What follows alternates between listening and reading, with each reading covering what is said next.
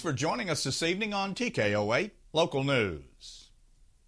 The Boone County Quorum Court has approved a transfer of money for legal fees in the assessor's office just in time for the appeal of the hospital's lawsuit against Assessor Karen Hardesty. Justice of the Peace voted unanimously to move $4,400 from the Equalization Board line item in the assessor's budget to the legal fee line item. Hardesty had said the EQ board won't be in session again this year, and she planned to add money for legal fees to the 2018 budget process. Within a couple of days of the Quorum Court action, North Arkansas Medical Services and North Arkansas Regional Medical Center filed the appeal of the case heard last summer. Hardesty had denied NARMC's request for tax-exempt status on the Millennium Building on the North Spring Street location. Officials say that because the issue at hand is constitutional, the case might be appealed to the state Supreme Court to establish case law if necessary. Well, the last public meeting concerning a Buffalo River watershed management plan was held in Jasper last Thursday, October 12th, at the Carroll Electric Building. A draft of the final plan is expected to be completed by mid-November. The Buffalo River Action Committee meetings have been held quarterly since last December, with 2 meetings at Marshall and 2 in Jasper. They have been held to update stakeholders of the plan's development and to answer questions and gather comments. The meetings have been held at the direction of Governor Asa Hutchison's Beautiful Buffalo River Action Committee. The purpose of the panel is to establish an Arkansas-led approach to identify and address potential issues of concern in the Buffalo River watershed area, including development of non-regulatory watershed management plans. The plan does not address permitted entities in the watershed, but only non-point sources such as a natural water runoff and a drainage area within the watershed. The plan will not recommend or directly lead to additional regulations in the watershed area, nor will it result in recommendations regarding land ownership rights. Well, 4 separate thefts from boat docks on Lake Norfolk were reported over the weekend. 3 of the thefts occurred in the Henderson area and 1 in the Pigeon Creek area at the end of the Kingswood Boulevard. The thefts took place between the evening and early morning hours. The estimated value of the items stolen just over $6,000. According to the report, suspects in all of the cases are unknown. Baxter County Sheriff John Montgomery says the days of simply being able to leave items of value unsecured are gone. Montgomery reminds the public the majority of boat thefts are because the owners leave valuables in plain sight instead of taking them with them or locking them away. A Carroll County Election Commission member who was recently arrested on multiple charges after an altercation with law enforcement officers have been voluntarily admitted to a mental health treatment facility. Eugene Walden was arrested on October 3rd after allegedly making a false report of an accident on Highway 187 near the Golden Gate Bridge in western Carroll County. When a Carroll County Sheriff's Office deputy responded to the accident call, Walden allegedly confronted the deputy about a damaged painting before fleeing in an automobile. After a brief pursuit, Walden stopped and engaged in a physical altercation with the deputy that culminated with Walden throwing feces at the deputy's face. Eventually, several sheriff's office personnel were able to subdue Walden, and he was arrested and booked in the Carroll County Detention Center in Berryville. This week's thousands of Arkansans will participate in the Great Central United States Shakeout Earthquake Drill. This is the 6th annual drill in the Central United States region. The drill is set for Thursday at 10:19 a.m. Held annually on the 3rd Thursday of October, the Shakeout Drill is a day of action, providing an opportunity for people to take extra steps to become more prepared for earthquakes and other disasters. The self-led drill encourages participants to practice how to drop, cover, and hold on. Stay with us. We'll be back in a moment. We'll take a look at some headline news from around the region as TKO 8 News continues.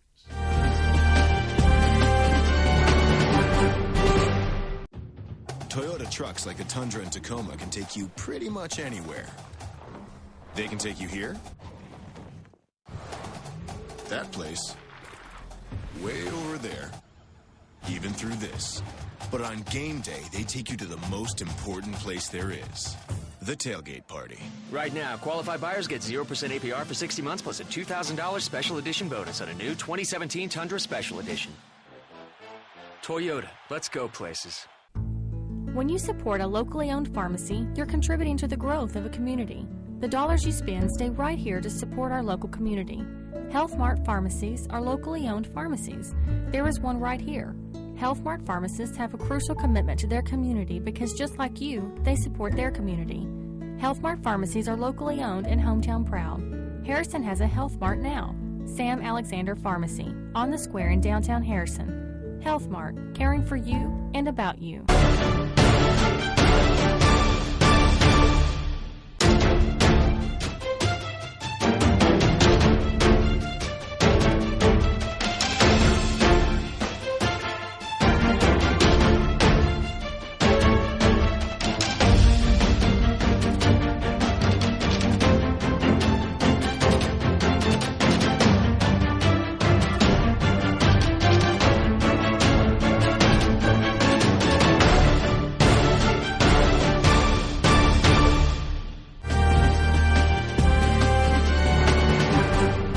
Parents of a one-year-old Arkansas girl have pled not guilty to second-degree murder charges in the drug overdose death of the young girl. 31-year-old Amber Gordon and 32-year-old Daniel Gordon entered the pleas in separate appearances Monday in Hot Springs County Circuit Court in Malvern.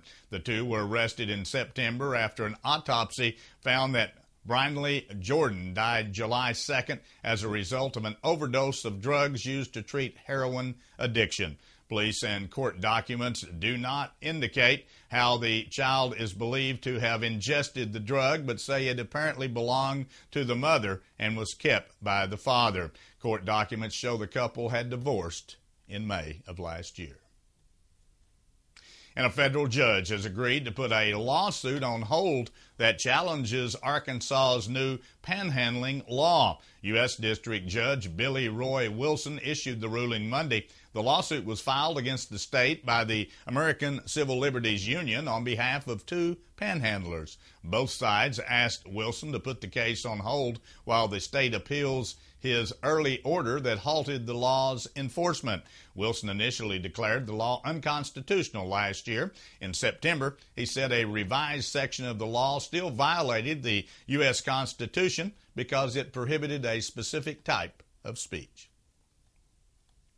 Arkansas governor says he'll vigorously oppose any highway funding ballot initiative that calls for tapping into general revenue for any type of road needs. Governor Asa Hutchinson told reporters Tuesday he opposes any attempt to divert tax revenue from new and used car sales, auto parts, or other car-related items to raise additional money for the state's highway system. Hutchison said diverting such money would create a hole in the state's budget, and that would take away from other needs such as education and public safety. The State Highway Commission in June voted to pursue putting a highway funding measure on next year's ballot, but has not voted on a specific plan yet. And a Jonesboro man has been charged with aggravated assault for a crash that sent a woman and her son to a local hospital. According to the affidavit, the victim's son had been in an altercation with 58-year-old Mark Stephen Cox. When the victims were leaving the area, police say Cox pulled up beside them and struck their vehicle on the driver's side. The impact forced the woman's vehicle off the road and into a ditch. The vehicle then struck a tree. Two people who witnessed the incident also were forced off the road by Cox. The victims were taken to a hospital and treated for the injuries, including a broken collarbone. Craighead County District Judge Tommy Fowler found probable cause to charge Cox with aggravated assault and leaving the scene of an accident with personal injury. Cox is currently free on a $5,000 bond. A lobbyist and a former Arkansas state representative who served on President Donald Trump's Commission on Election Integrity has died. His business partner, Melissa Moody, said Tuesday former Democratic State Representative David Dunn of Forest City had died Monday during a surgery to repair an aortic aneurysm. He was 52 years of age at the time. Dunn co-founded the government consulting firm Capital Partners at the end of 2010 after he had served 6 years in the Arkansas House as the executive director of the Forest City Chamber of Commerce as well. As a legislator, Dunn worked with former Governor Jim Guy Tucker on tax initiatives for business development. Dunn was appointed to the Presidential Advisory Commission on Election Integrity after it was created in May by President Trump. Before we take a look at the weather forecast as we move on through the work week, here's the way the stock market ended today.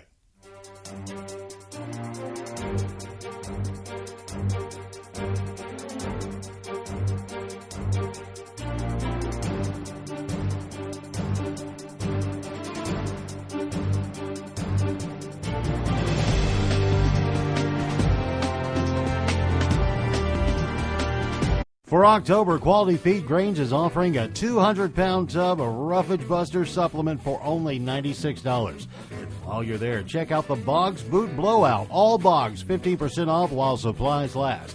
Men's, women's, and children's sizes are available. They'll also have straw for $5 a bale, perfect for fall decorating and pet beds. Quality Feed Grains serving you with 2 locations, 4617 Highway 65 South and 311 East Prospect in Harrison. A hint of autumn is in the air, and the staff at Sisters Flower and Gift Shop invite you to stop in and browse their selection of new fall and holiday gift ideas. Check out their expanded line of baby and toddler clothes, sleepwear, toy items, and accessories. For you Razorback fans, Sisters has a good selection of mugs, trays, banners, and carry bags. From fall and holiday floral arrangements, unique centerpieces, colorful wall decor, or exquisite serving pieces and accessories, Sisters has just the right item for any occasion. Sisters Flower and Gift Shop. We are so much more than flowers.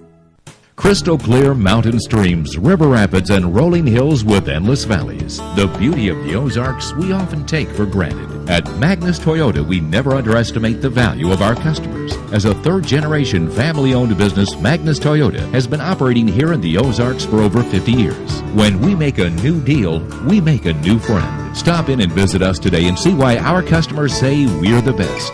Magnus Toyota, your hometown Toyota dealer on Highway 65 North in Harrison. Day in the Ozarks, but still no rain. Much needed rain here in this part of the country and pretty well across the state of Arkansas. Just hasn't been there. Frontal systems come and go, but unfortunately no moisture with them, just cooler temperatures. Well, it's going to be a similar situation, looks like late Saturday night into Sunday, maybe one more shot at a little bit of rainfall, but until then, just warm temperatures a little above normal for this time of the year. It was 78 degrees this afternoon under sunny skies, a little breeze out of the southwest at 10 to 15 miles per hour. As we move on through the work week, tomorrow looks to be about the same. Lots of sunshine on Thursday, warming up to 83 degrees in the afternoon. On Friday, partly cloudy skies and 76, and moving into Saturday, partly cloudy skies and 80 degrees. Late Saturday night, early Sunday morning, expected a cold front to moving through the area. It's going to be a high temperature of only 65 degrees on Sunday after morning showers, but only a 40% chance that we will get any moisture. North wind of 8 to 15 miles per hour throughout the day on Sunday. Kick off the work week on Monday, back to sunny skies and up to 75 degrees. So one day of cool weather. Keep your fingers crossed. Maybe we get a little rainfall sometime on Sunday, but it doesn't look good. They keep dropping that percentage. It was from 80% down to 40 now, so it doesn't look like the system is going to bring us much moisture. Stay with us. Be back in a moment. We'll take a look at sports from around the region as TKO 8 News continues.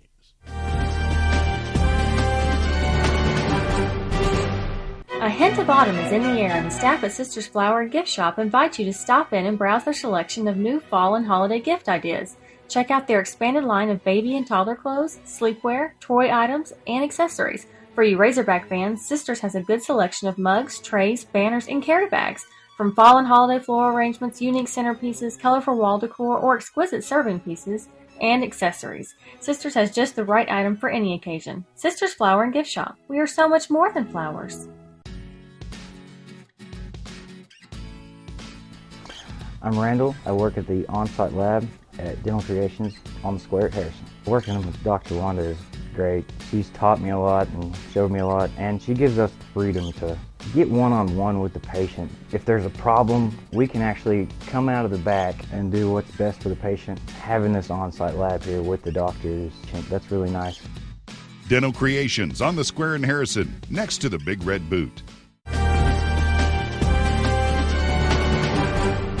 Well, Southeastern Conference teams should have plenty to boast about at their annual event to meet with media and discuss the upcoming season. Long derived for its lack of postseason success, the SEC responded last year by sending 3 teams to regional finals, including Final Four participant South Carolina. Defending league champion Kentucky should garner much of the preseason attention at this year's tip-off event. The Wildcats continued their annual tradition of welcoming one of the nation's most highly touted freshman classes.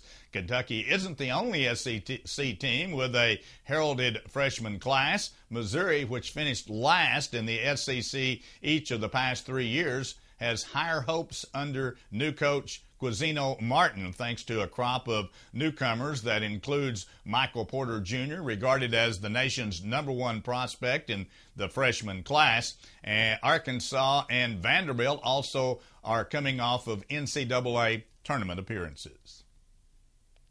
Well, the Chicago Bulls say their forward Nikola Margaret suffered multiple broken bones in the face as well as a concussion in a fight during practice with a teammate and former Razorback Bobby Portis. The team says Markowitz will likely need surgery and is out indefinitely. They say they are evaluating the disciplinary action after the incident. Markowitz averaged about 10 points over the first 3 seasons with Chicago. A restricted free agent, he signed a 2-year contract that could pay as much as $27 million in September. A 2015 first-round pick, Portis has averaged 6 points and 5 rebounds per game. Dallas Cowboys star Ezekiel Elliott has been granted another legal reprieve in the running backs fight to avoid a 6-game suspension over domestic violence allegations. A federal judge granted a temporary restraining order blocking the league's suspension last night, clearing Elliott to play Sunday at San Francisco. U.S. District Judge Paul Cordy ruling comes 5 days after a federal appeals court overturned a Texas court's injunction that had kept Elliott on the field this season. Cordy granted the request for a temporary restraining order pending a hearing before the presiding judge, Catherine Polk-Fila. And the Philadelphia Eagles are #1 in the latest Associated Press Top 32 poll. They received 5 of the 12 first-place votes for 376 points in balloting by the media members who regularly cover the NFL. Kansas City fell to #2 after its first loss. The Patriots jumped up to #3. It's been confirmed that Bill Moss will receive a payment of $1.2 million for if he still is Nebraska's athletic director at the end of 2022. He also is eligible for $500,000 in bonuses each year if the Cornhuskers teams achieve certain academic and on-field performance thresholds. His starting base salary starts at $1 million. That wraps up our broadcast here for this evening. Thanks for joining us. Join us Monday through Friday at 6:30 and again at 10 p.m. as we continue to bring you local news, weather, sports, and local announcements from around the area on Harrison's broadcast station, TKO Channel 8. Now stay tuned for more local events around the viewing area.